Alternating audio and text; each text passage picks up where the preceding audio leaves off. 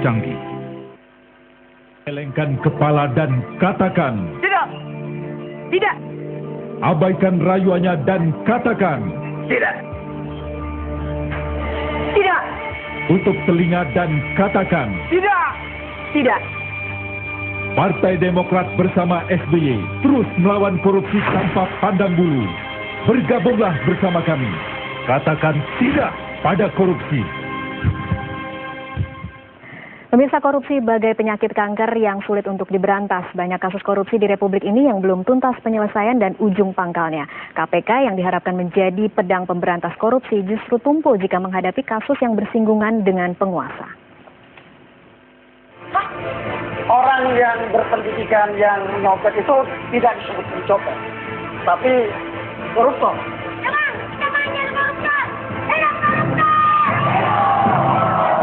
Itulah cuplikan salah satu adegan dalam film karya Deddy Mizwar berjudul Alangkah Lucunya Negeri Ini. Film ini menggambarkan rusaknya kehidupan akibat perilaku korup. Itu gedung DPR, tempat wakil rakyat. Wakil copet, ada nggak, Bang? Sedangkan di dunia nyata, meski Presiden Susilo Bambang Yudhoyono tak jarang berteriak berjihad melawan korupsi, nyatanya kasus-kasus besar korupsi tak satupun ada yang tuntas pengungkapannya. Tidak sedikit uang rakyat yang dikelola pemerintah melalui APBN yang menguap hilang tanpa jejak disedot para koruptor. Belum kelar menyelesaikan satu kasus korupsi, muncul kasus korupsi lainnya. Lihat saja, kasus suap Wisma Atlet SEA Games di Kemenpora menyeret Nazarudin untuk duduk di kursi terdakwa di Pengadilan Tipikor. Tidak sedikit anggaran negara yang terpakai untuk melacak ke berbagai negara dan memulangkan Nazarudin dari pelariannya kembali ke tanah air. Namun hingga kini, pengungkapan kasus tersebut belum beranjak ke orang-orang yang diduga terlibat yang sering disebut Nazarudin. Membongkar skandal suap pemilihan Deputi Gubernur Senior Bank Indonesia tahun 2004 juga tak kalah alot. Meski sejumlah penerima suap telah divonis bersalah, namun pemberi suap justru masih belum tersentuh hukum. Mana Pak SBY yang harus... Belum lagi kasus skandal Bank Senturi, kasus mafia pajak, dan kasus mafia hukum yang tak jelas juntrungannya. KPK yang diharapkan menjadi pedang tajam membabat korupsi justru tumpul jika menghadapi kasus yang bersinggungan dengan penguasa.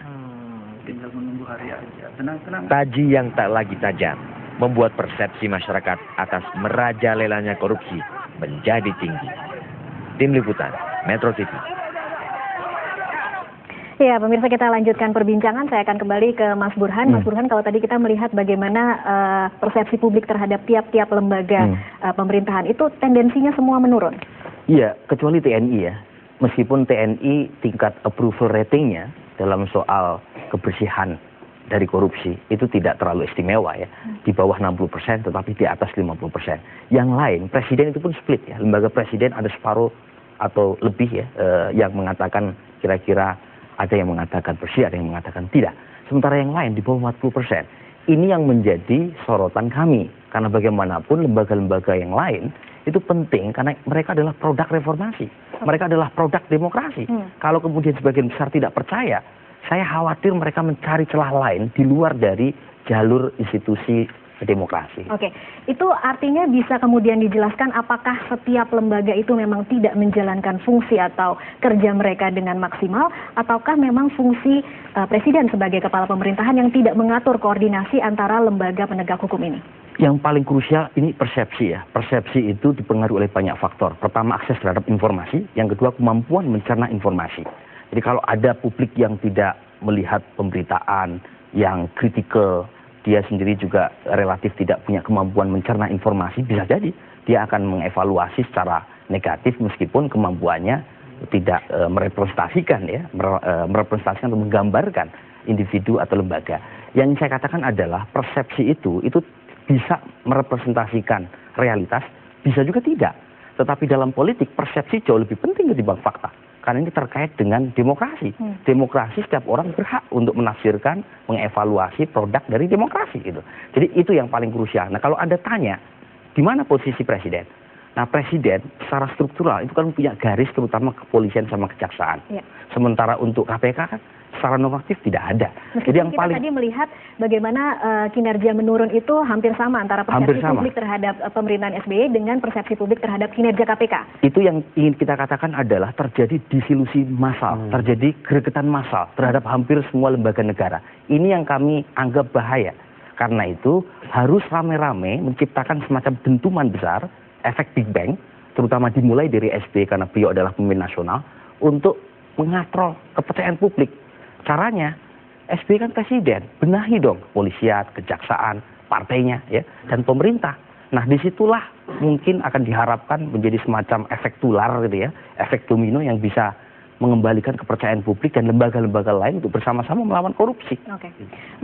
Ke Pak Asep, ini angkanya sudah -9, sudah jauh sekali di bawah. Menurut Anda masih ada waktu 2,5 tahun untuk bisa kembali memutar angka itu ke Masih angka ada yang harapan. positif? Kita harus optimis ya. Selama penegakan hukum melalui putusan-putusan pengadilan, ada keberanian dari penyidik penuntut untuk menangkap perkara besar, ya, dengan cara-cara yang luar biasa, dengan putusan yang luar biasa. Saya yakin, ya, kan janji ketua KPK sekarang setahun, tangkap perkara-perkara besar, gantung jadi Monas, selesai kok perkara. Dan itu akan menimbulkan takut bagi yang lain. Sekarang persoalannya kan selalu, ya, ada isu rekening gendut didiamkan, tapi rekening PNS yang kecil digarap.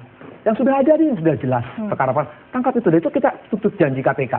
Kalau KPK sangat berani menuntut ke pengadilan tindak pidana korupsi dan pengadilan tindak korupsi berani tindakan tegas, selama ini saya perhatikan tidak ada satupun pengadilan tindak pidana korupsi yang menghukum berat. Kan hukuman tewas, lepas, dilapas maupun bebas. Ulang tewas tidak pernah ada. Walaupun loh ini bebas. Ya bebas kalau hak hakim boleh mutus bebas, tapi ada alasan reasoning logika hukumnya di mana ketika menarik itu gitu kan. Yang jadi masalah sekarang ya, putusan bebas ekspos ya. Nah, kena jepit ekspos. Masyarakat tadi terpengaruh dengan persepsi bahwa penegakan hukum tidak ada, keadilan tidak ada. Saya pikir mungkin nanti presiden itu serahkan pedangnya sama Jaksa Agung, serahkan pistol sama polisi, eksekusi mereka di depan Monas. Ya, dan itu bukan percontohan. Ini luar biasa. Karena sekarang ada pendapat guru besar hukum yang saya tidak ngerti belajarnya di mana. Yang penting pencegahan. Ini sudah terjadi penyakit yang penting diberantas bukan dicegah, gitu kan? Namanya juga pemberantasan korupsi. Kalau dicegah lagi penyakit sudah jadi keburu modar itu koruptornya, gitu kan? Terus ada keberanian yang luar biasa, kenekatan yang luar biasa. Serahkan tuh pedang itu, hunuskan pedang itu di depan Tetapi Monas. faktanya kalau kita melihat contoh-contoh kasus seperti yang tadi kita lihat di survei, seperti kasus mungkin Pansus Senturi, kemudian kasus Nazarudin, atau Pansus Senturi terlebih dahulu. 2009, ini sudah 2011 tidak bergerak kemana-mana. Masih bisa optimis kita? Ini dia salah satu yang tahu masalah Senturi. Udah serahkan sekarang di tangan KPK, tinggal keberanian KPK secara hukum. Ada bukti atau enggak, gitu kan? Nah sekarang kalau ada bukti, cepat kirim berkasnya. Masa 2 alat bukti nggak ada? Tapi kalau nggak ada juga jelaskan kepada masyarakat. Ini nggak ada, gitu kan? Supaya masyarakat tahu juga ada penyesatan informasi sehingga masyarakat terbentuk bahwa tidak ada penegakan di Republik ini. Itu gitu pun kan? tidak dilakukan. Ya saya pikir KPK yang tahu. Tapi sekarang saya selalu menunggu janji daripada KPK kan akan keluarkan perkara-perkara besar, akan tindak lanjut dan ada keberanian nanti dari hakimnya untuk memutus. Ya, dan nggak usah segan-segan kok di perkaranya ya, untuk dibuka biar masyarakat tuh tahu apa yang sebenarnya terjadi. Kan informasinya kalau dengar dari teman-teman Tapohan begini, teman-teman yang lain begitu, masyarakat bingung mana yang benar gitu kan. Nah sekarang kan masalahnya berkasnya di KPK, tinggal keberanian KPK buka perkara itu. Ya kalau nggak majukan aja perkara, kan hakim bisa bebas, bisa lepas, bisa tewas, bisa lapas. Nggak ada masalah kok. Kalau dari Partai Demokrat sendiri, Bang Ramadan Pohan, sebenarnya Partai Demokrat inginnya kasus Nazarudin itu selesainya seperti apa sih? Kasus Nazarudin ini bisa selesai setuntasnya. Siapa yang bersalah, dia harus menanggung perbuatannya yang melanggar hukum di situ satu. Yang kedua, masalah Senturi melanjuti dari Pak Asep tadi, saya kira itu udah gambar yang tepat. Bola ada di KPK, tetapi kekuatan di parlemen mencoba menarik ini kepada isu politik. Jadi terjadi politisasi hukum. Misalnya begini, selama ini kan opsi C yang dikatakan itu kan orang itu dianggap melakukan kesalahan berdasarkan voting. Nah sementara ketika ditarik ke wilayah hukum, tidak ada minimal 2 alat bukti yang mengatakan bahwa Budiono terlibat ataupun Sri Mulyani. Kembali masalah kebijakan, apakah kebijakan bisa dikriminalisasi? Balik perdebatannya seperti itu.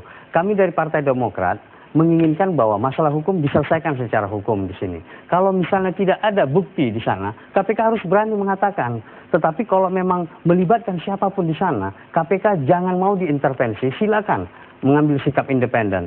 Kami mengambil contoh bahwa di Partai Demokrat, kader-kader kami dipanggil, dari ketua umum sampai siapapun ketika dipanggil untuk diperiksa. Tidak ada kami katakan bahwa ada agenda yang terselubung untuk ini, untuk itu, dan sebagainya. Tidak. Tapi kami patuh kepada hukum.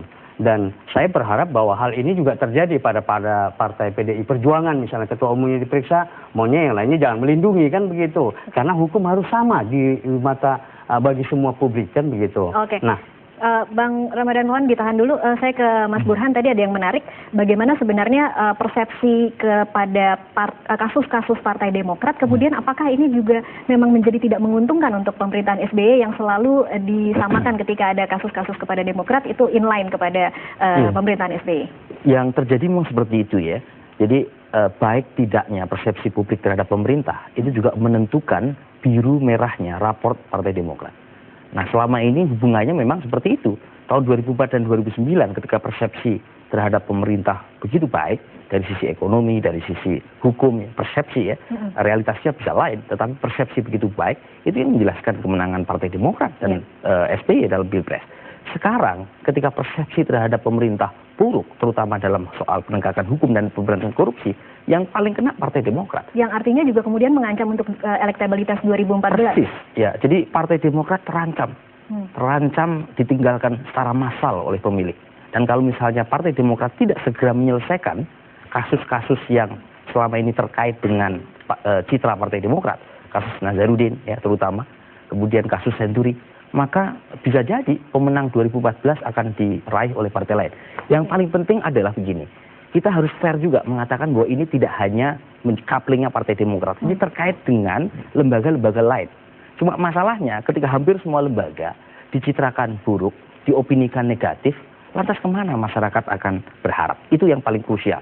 Dan bagi Pak Asep tadi ya, saya sudah tadi ya, sekarang buat publik itu ringan saja. Publik itu melihat ya ketika ada kasus Aal, kasus Nenek Minah, itu kok pedang keadilan begitu tajam ya ke bawah, tapi itu tumpul ke atas. Simple. Apa jawab pertanyaan dan pernyataan semacam ini? Bagaimana menjelaskan pedang keadilan itu begitu gandali menghantam mereka yang tidak punya kuasa, tapi sulit sekali menyentuh mereka yang punya kekuatan. Nah, itu yang membuat persepsi publik terhadap pemerintah menurun, meskipun dalam survei yang sama kita temukan persepsi terhadap pemerintah dalam soal ekonomi naik dibanding survei sebelumnya. Cuma itu tidak lagi menjadi faktor utama yang menentukan popularitas SBY. Oke. Bang Ramadan Pohan, di Partai Demokrat sendiri ada tidak kekhawatiran seperti itu bahwa ini memang mengancam elektabilitas 2014 menjerai Partai Demokrat sebagai partai yang memang mengusung Presiden SBY? Bahwa hasil survei dari LSI tadi kami anggap bahwa itu sebagai cuti cambuk. Bahwa itu kami akui juga sebagai krisis. Tetapi di balik krisis itu selalu ada peluang. Nah, kalau seandainya, makanya kami bilang kalau masalah Nazarudin ini cepat tuntas, maka kami akan lebih cepat terbebaskan. Dan karena apa? Yang dilakukan oleh Nazarudin itu kan hanya melibatkan kepada individu seperti Nazarudin ataupun orang nanti yang siapapun nanti yang bersalah gitu. Tidak terlibat sebagai kesalahan ataupun kejahatan partai di situ. Nah, maksud saya di Partai Demokrat sendiri kira-kira tindakan apa yang akan atau antisipasi apa yang akan dilakukan setelah ini meskipun kemudian Nazarudin itu melakukan secara pribadi, tetapi kan yang dicederai adalah Partai Demokrat. Yang kami bisa lakukan dalam hal ini adalah kerja ya.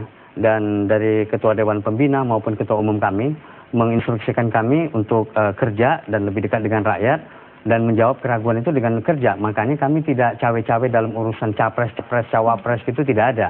Karena itu nanti 2013 akhir baru kita bicarakan. Itu salah satu bukti yang membedakan Partai Demokrat dengan partai-partai lain yang sibuk memikirkan kepentingan sempitnya sendiri. Itu padahal waktu 2014 masih panjang. Sekarang baru Januari 2012. Oke. Terakhir ke Pak, closing statement mungkin sebagai penutup segmen ini. Ya. Rakyat tidak butuh janji. Butuh ada pejabat yang digantung ketika dia jadi penjahat. Itu aja. Oke, baik. Terima kasih. Terima kasih Pak Asep, Bang Ramadan Pohan, dan juga Mas Burhanuddin di Metro Hari ini. Pemirsa tetaplah bersama Metro Hari ini karena kami akan kembali dengan sejumlah informasi. Di antaranya hujan deras yang mengguyur kota Cilegon membuat ratusan rumah di kota Cilegon, Banten terendam banjir.